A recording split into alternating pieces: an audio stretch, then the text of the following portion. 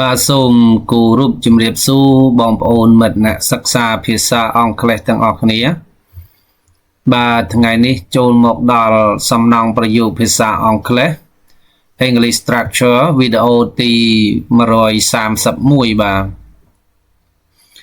អូខេថ្ងៃនេះដែរខ្ញុំពំនាំនៅ structure ជាបន្តទៀតបាទដើម្បីចែកជូនដល់បងប្អូនយកទៅសិក្សាកម្សាន្តបាទ To make one's living from doing something To make one's living from doing something ស្មើនឹង to earn one's living from doing something To earn one's living from doing something មានន័យថារកស៊ីចិញ្ចឹមជីវិតពីការធ្វើអ្វីមួយបាទចឹងបន្តពី structure វីដេអូទី130បាទ to make living to earn living ណាបាទចឹងយើងបន្តពី structure បាទមេរៀនទីវីដេអូទី130បាទឥឡូវចូលមកដល់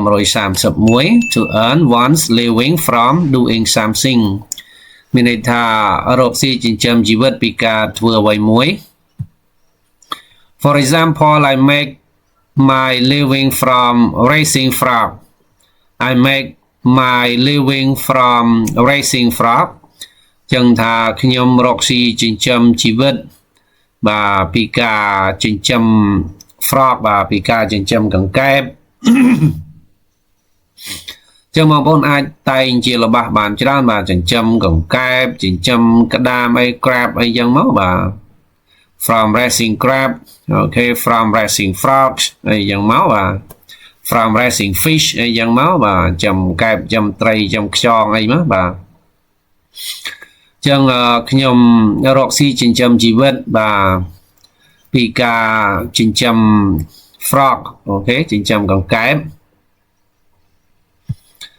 មួយទៀត we earn our living from teaching English We earn our living from teaching English ចឹងថាពួកយើងរកស៊ីចិញ្ចឹមជីវិតពីការបង្រៀនភាសាអង់គ្លេសបាទ from teaching English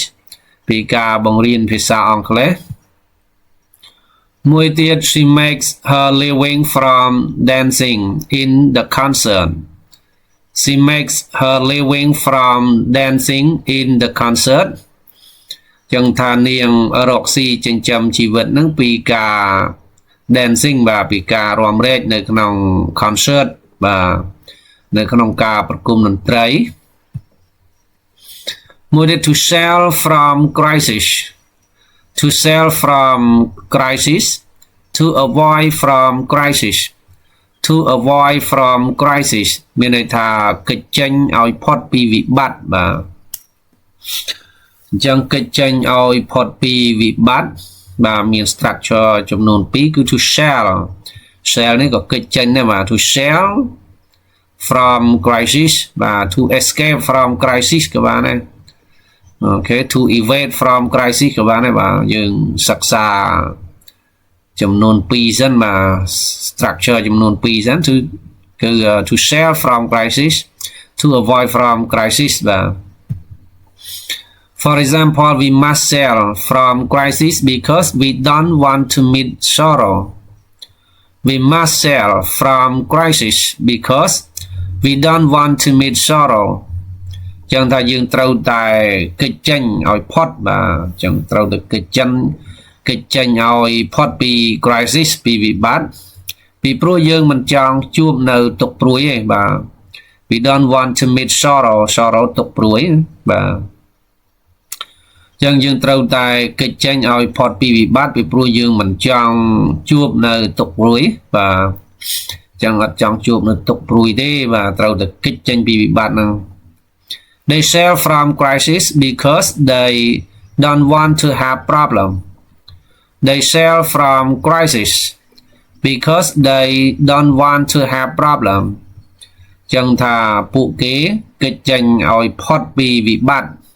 ពីព្រោះពួកគេមិនចង់មានបញ្ហាទេបាទចឹងតែមានបញ្ហាមានវិបត្តិ chẳng to là bà dương ở trong miềnបញ្ហា to là kịch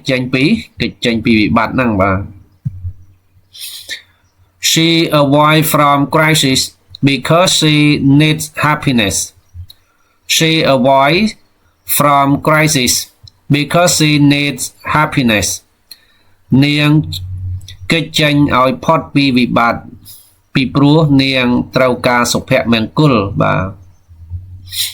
អញ្ចឹងទេចង់បានសុភមង្គលត្រូវតែកិច្ចចេញពីវិបត្តិបាទតែមានវិបត្តិអត់មានសុភមង្គលទេមួយទៀត he avoids from crisis because he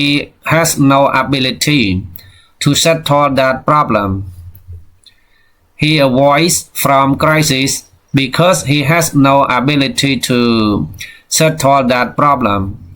ចឹងថាគាត់កិច្ចចេញឲ្យផុតពីវិបត្តិ